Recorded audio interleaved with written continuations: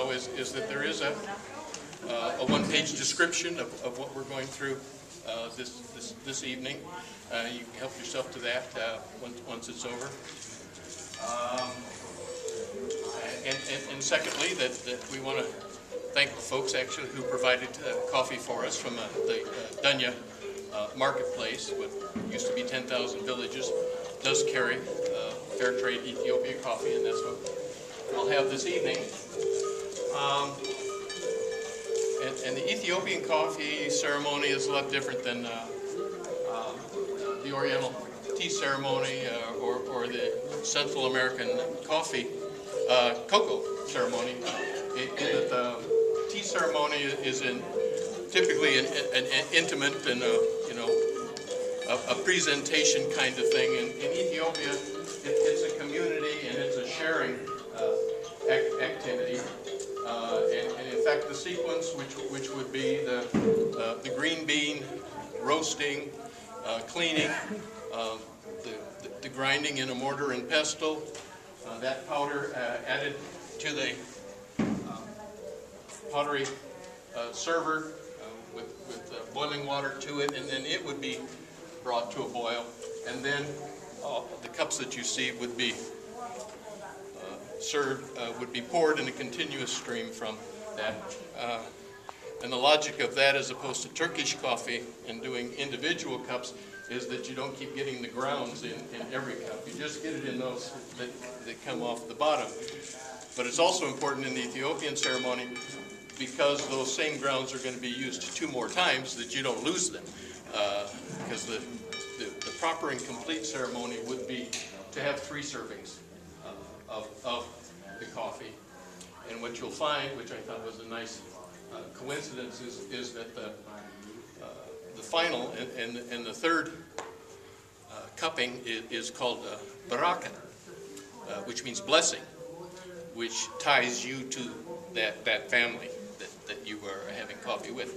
But I thought it was also appropriate that it was near enough to a certain president's name that we should take credit, I guess, for that.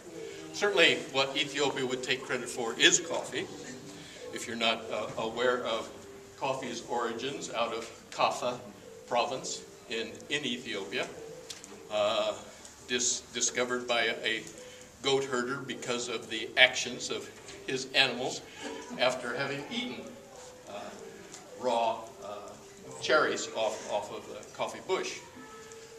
And when he took it to his village to try to get some sort of understanding, well, the priest thought this must be from the devil, threw it in the fire. That's when they discovered that you could roast this stuff and it would actually be pretty good. Well, could be consumed.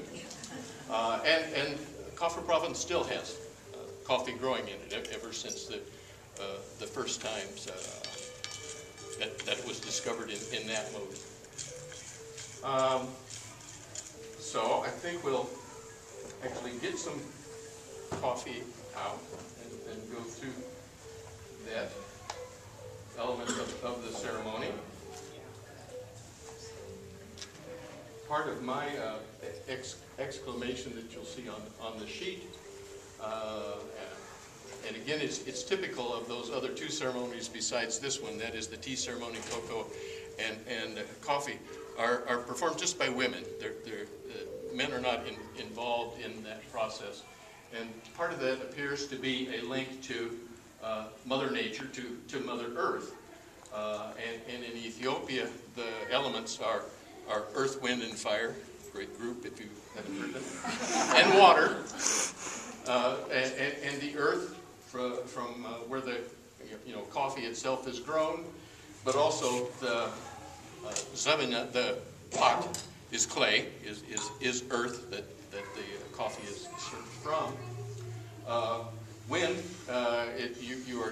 you would usually get the effect if, in fact, we were roasting and not wanting to have the sprinklers all come on us. We're not going to the wholesale roasting, but I hope you get another scent that is in the air too of incense, and that's the wind. And basically in all of these ceremonies, both the tea, cocoa, there is the scent, and that's the spirit that is getting into you from this particular product, tea, coffee, or cocoa. Fire, obviously, both in the firing of the vessel and in the cooking, roasting of beans. They're cleaned at the same time that they're roasted. That's the process. And then, of course, the fire used to boil the water that the coffee comes from. And fire in also getting the water to temperature, which is what we're obviously working on. Typical ceremony, but you also find in the description that this is done 3 times each day. So it's a morning ritual, it's a noon ritual, and it's an evening ritual. But it is very important in Ethiopian culture because that's the community gathering or the neighborhood gathering or the family, and things that have to be discussed and talked about are dealt at that particular time.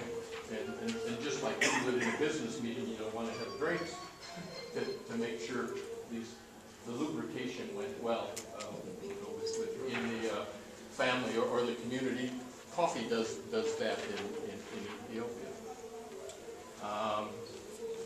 We could, for instance, talk about a senior element of our community because I met him, who also served in Ethiopia.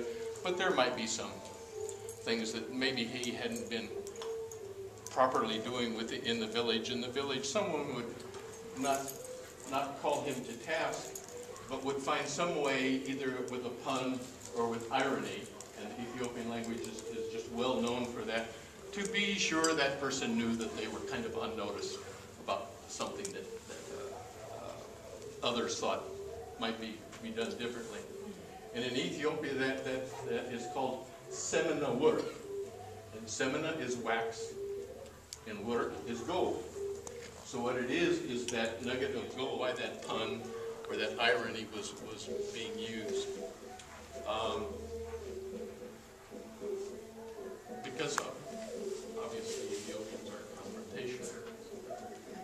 And this is really a unifying element within their culture to have this here.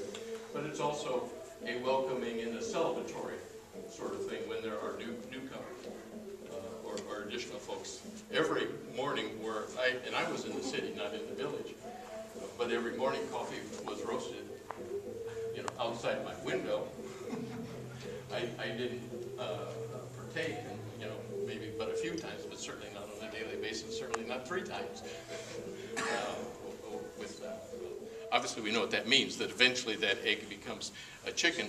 But for an Ethiopian, that just is a simple way of saying be patient. And then it just comes down to really because everybody knows the whole thing. They just say because they don't have to say the whole thing, and that they're as in Hawaii they say try wait.